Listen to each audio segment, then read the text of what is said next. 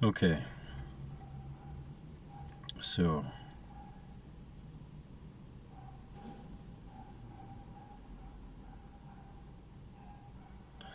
why are you watching this video?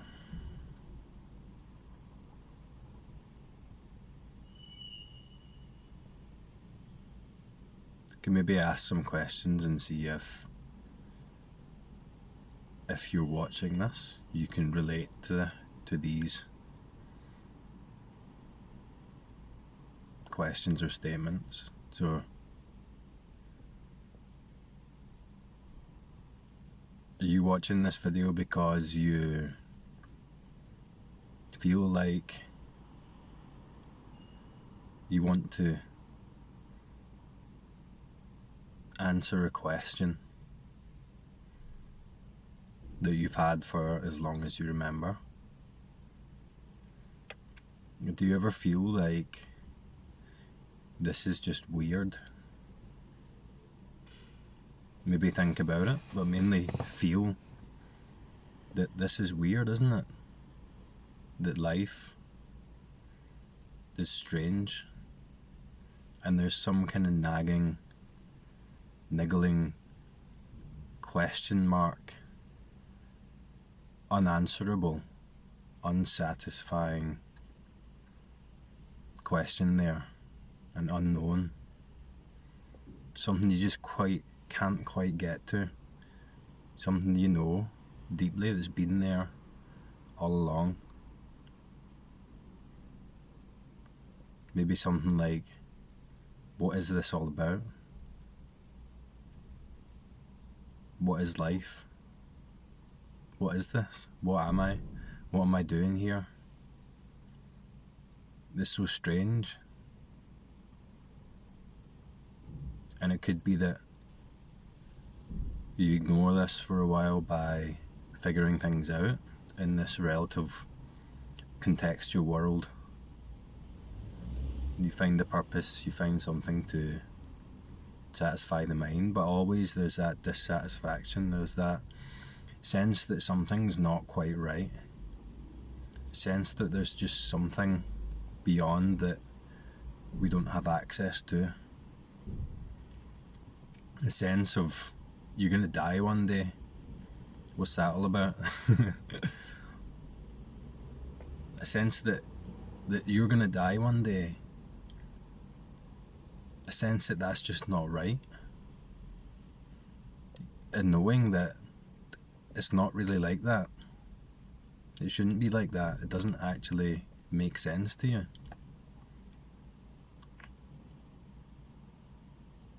And if you're honest, is that always there? And are you always avoiding it?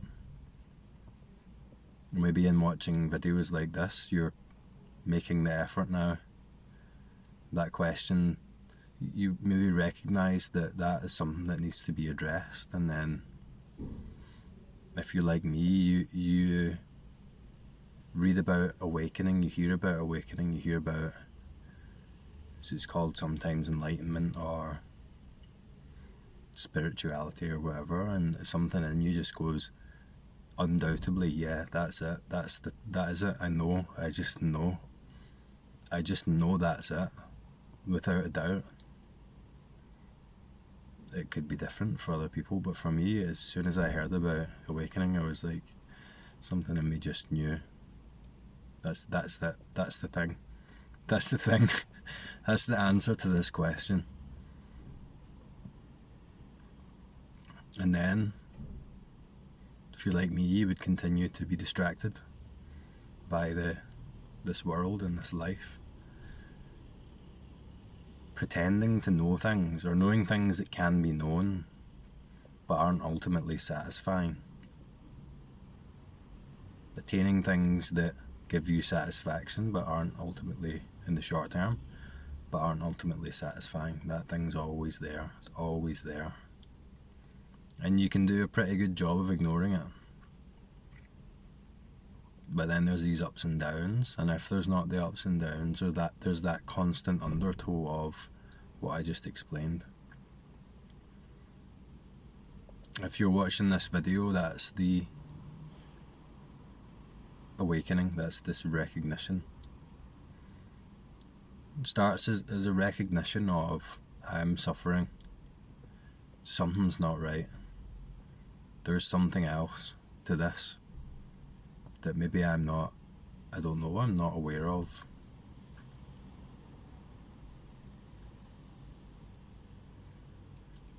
It turns out that these questions are needed. This question, this recognition of ourselves, these questions are needed to bring us here, but they're never really answered in the way that the mind would think. It's much deeper than that, it's much less superficial than that.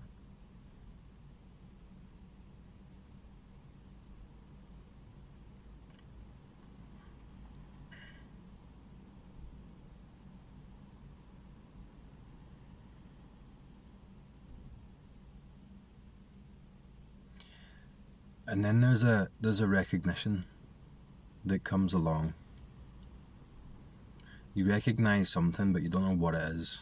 You recognize something about this immediate, this experience, this reality, this awareness. You recognize some present power there. You don't quite know what it is, and you don't know quite how to approach it. Because the mind tries to figure it out in the way it knows how, but it's not like that this time. It's not like applied effort equals results, really. But you notice something, and something in you goes, I know that. So part of me, I know that deeply. There's another recognition there. You recognize this presence, this awareness, this awareness in which all experience manifests in this moment, or seems to.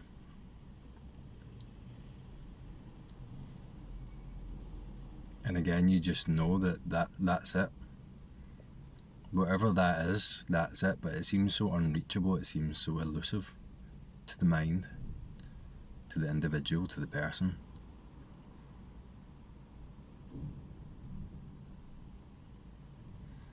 And it can be that the more effort you apply to try and figure this out, the more frustrating it is, and less you feel like you've figured it out. But it doesn't need figured out. It doesn't even need discovered. It's a simple recognition. It's just a recognition. It almost feels like a remembering, like a relaxing of the distractions, a letting go of the distractions, a letting go of the effort.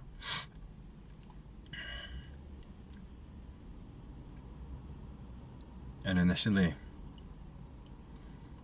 it seems like we are this person. We automatically take ourselves to be this person, this individual, this body, this mind, this character.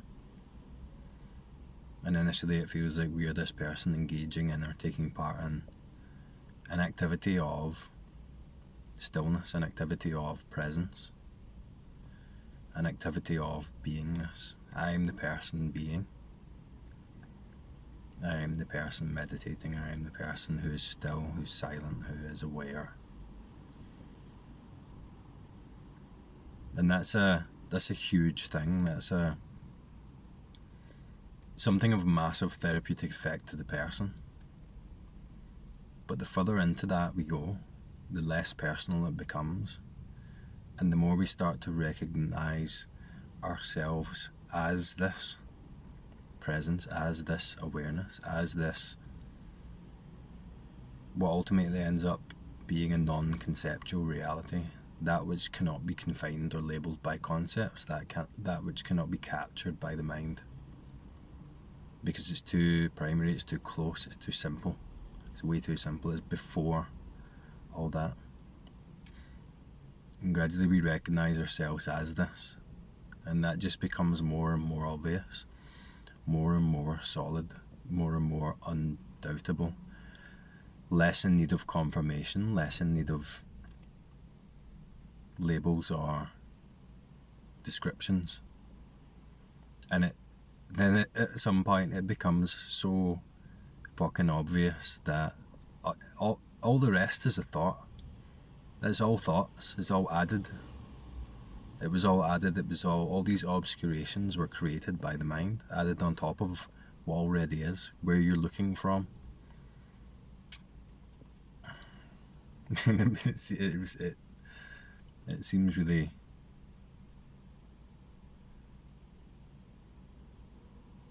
It seems too simple. It's laughably simple.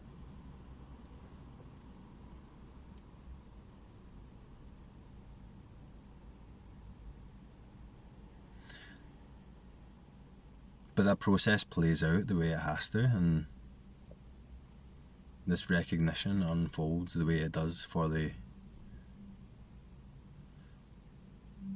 in the experience of whatever seeming individual is going through it.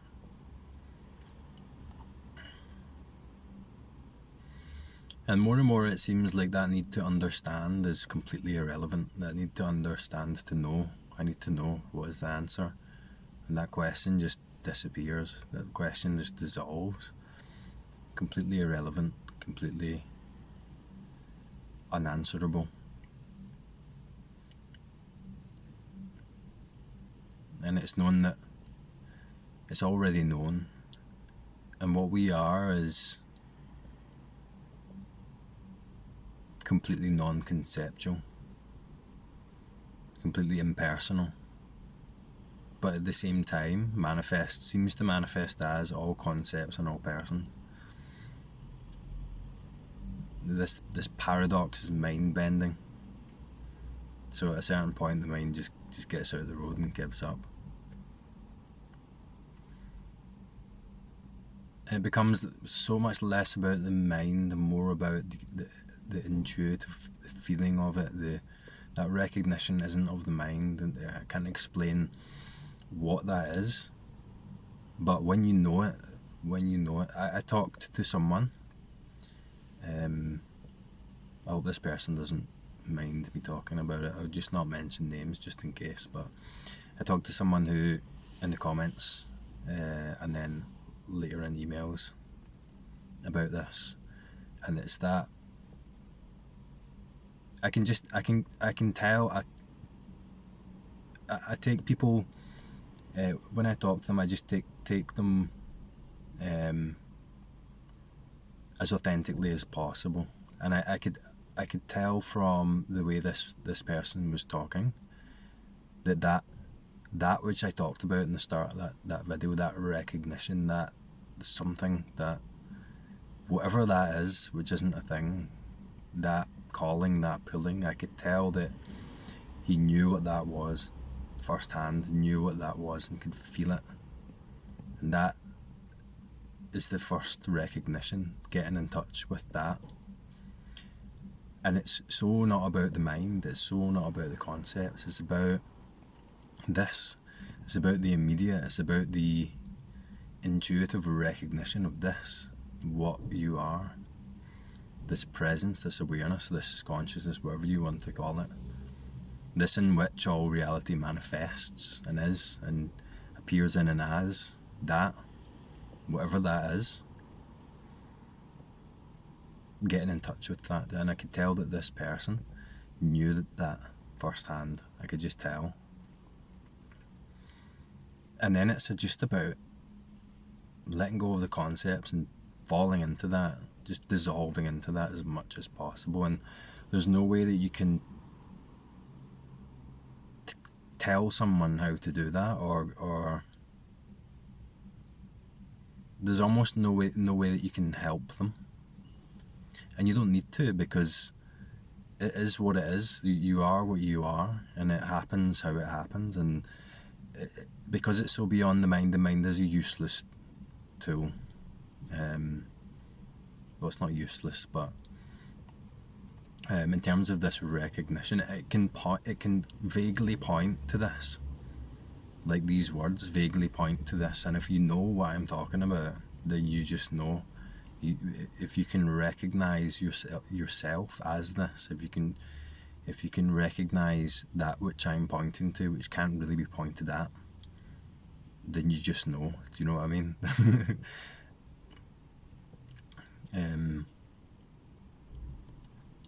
And I think, and as I talk to this person, and this recognition deepens, I think he said something like, how could I have missed this before? How could I have missed this? And it's the exact same sense that I got, this remembering of something so obvious, so primary, so just the way it is, just what you are at the most primary and basic level. Too simple, way too simple, too easy, too free, too unobtainable, because it doesn't need to be obtained.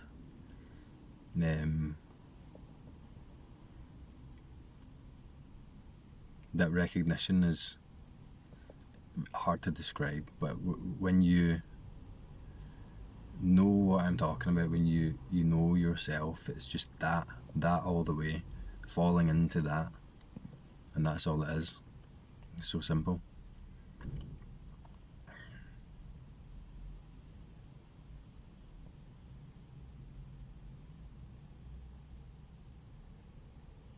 So I wanted to progress on from that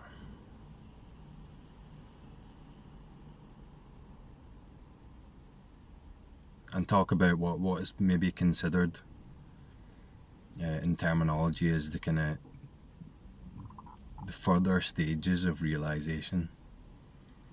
And this is when, after the first big recognition for me, I got the sense of something, that this sensory physical world, I got this strange, intriguing, mysterious sense of what is this type thing. There was something captivating about this whatever this is, and it became more pronounced in the forefront of experience, of course, in the immediate direct present moment. And as this, let's say, self-recognition became less personal, less confined to this individual person, this individual unit, when you truly know yourself to be this, then that recognition expands out. Let's say, this is when I'm really going to struggle, because this recognition is then recognized in and as the totality of experience, as it is this immediately.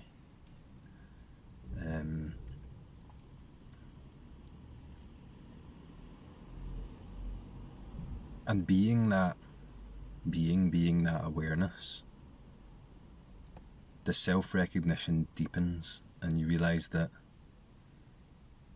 let's say, to frame it in this way is probably not the most efficient way, but you realize that what you are, awareness, let's just call it awareness,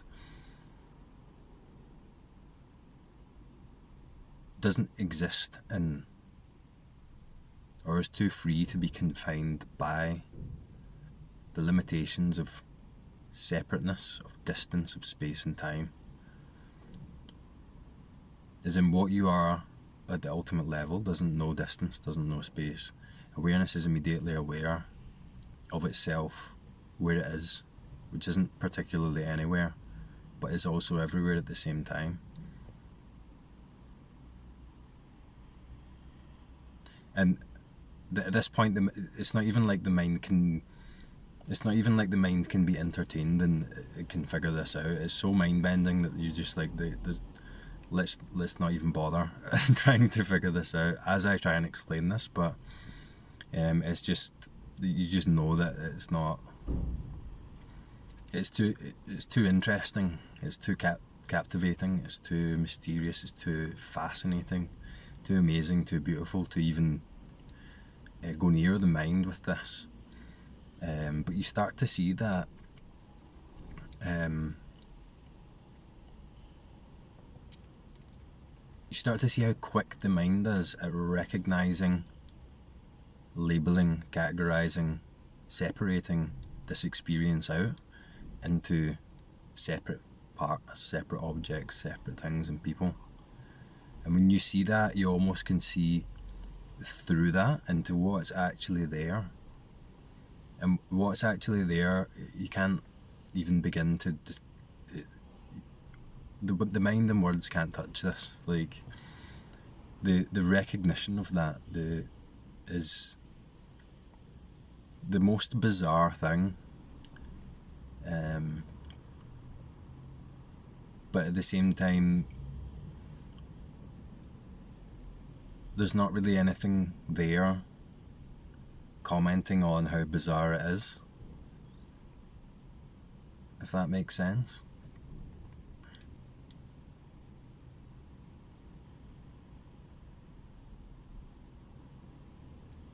I can't describe it, I can't talk about it, but I can vaguely, very vaguely point to it. So where is awareness? Without thought to define it, where is awareness?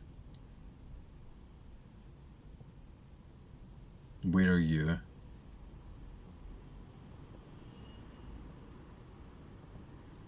You look out, see, you look out onto the world. Are you looking out onto the world as awareness?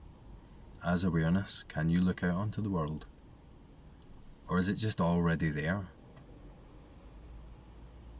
Is the idea of looking out onto a world imagined? Is that a thought? So I can see in front of me is a white car. If I relax the mind, there's something there. The mind says it's a white car, but that's not what's there. Where is that? Is it here? Or is it over there? Does awareness know here and over there? Without the mind?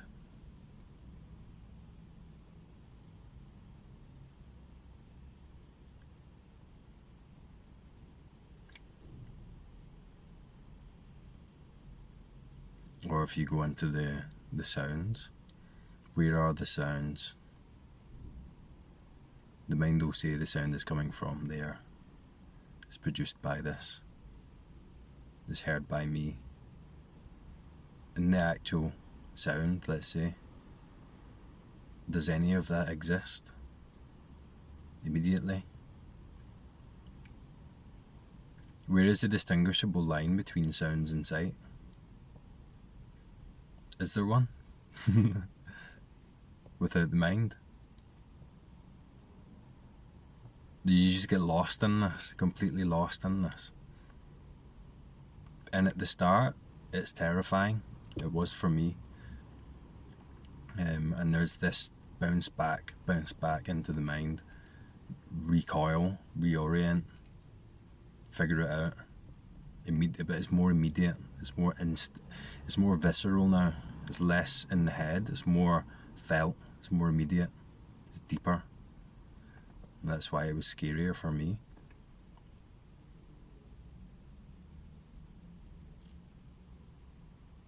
And then you begin to see that you just don't know what the fuck any of this is, and it's great. And it's the way it always was. Everything else was a narrative, everything else was superficial, was added by the mind. And you can see that that's still there as a function.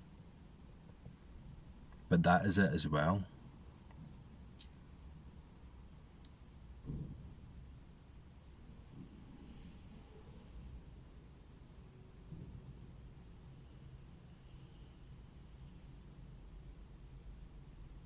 It began for me a long time ago. I think I heard or watched an Eckhart Tolle, don't know if that's how you say his name, video, and he said something like, when you look at a plant, because he likes plants apparently, he said, you look at a plant, the plant doesn't have the senses. The plant borrows your senses. It appreciates its beauty through you. So it's kind of like a symbiotic experience. And I remembered that, and then after this initial recognition, I began to see that it seemed like the object, that which seemed to be over there, was looking at itself through me, and then it seemed like it was looking at me, and then the concepts of over here, over there, me and subject and object just didn't make sense anymore. They weren't needed.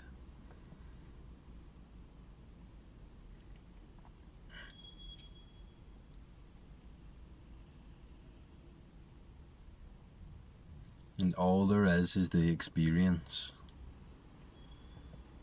without the one who this experience applies to, or one having the experience. All there is the impersonal experience of immediately this, entirely limitless, entirely simultaneous.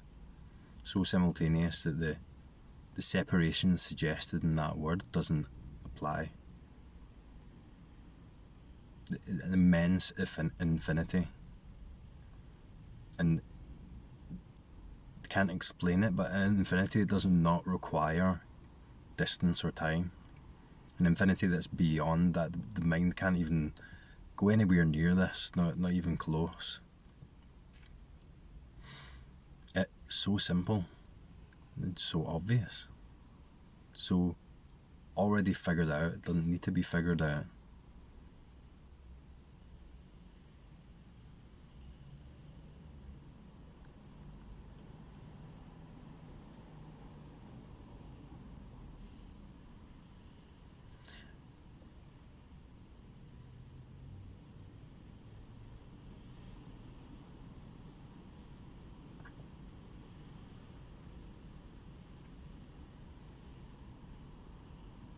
But it all starts with that simple recognition.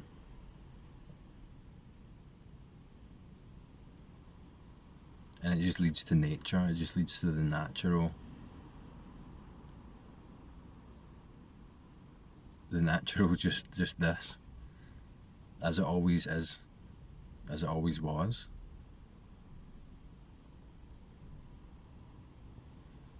Impossible to comprehend, completely free, entirely free. Doesn't need to be free. More free than free. More unimaginable.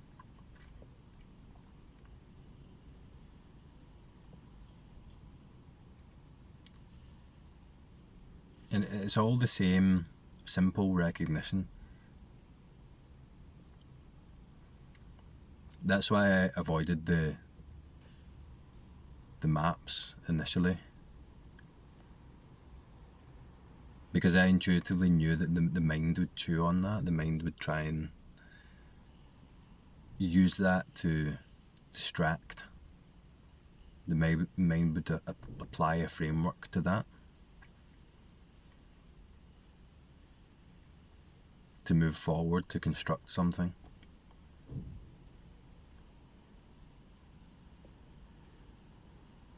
Something that could only ever be constructed as a superficial part of the ultimate that can never be mapped or understood. It's so prior to that, too simple for that, too obvious, too natural, too infinite.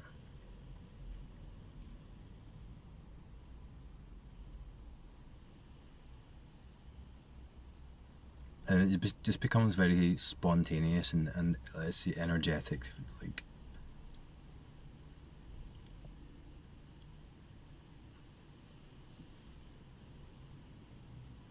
physical in a different sense, not the mind's idea of physical, in a complete physical way.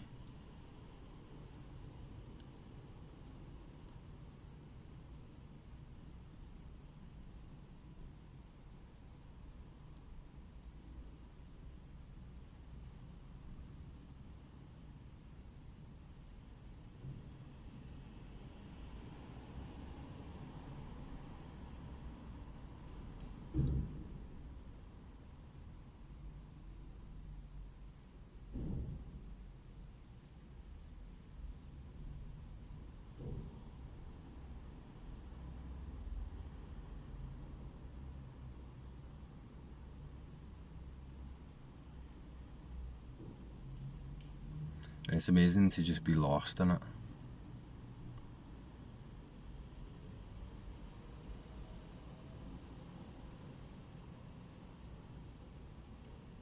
Because you know it doesn't need to be found. You don't need to find yourself. No, that was just an idea.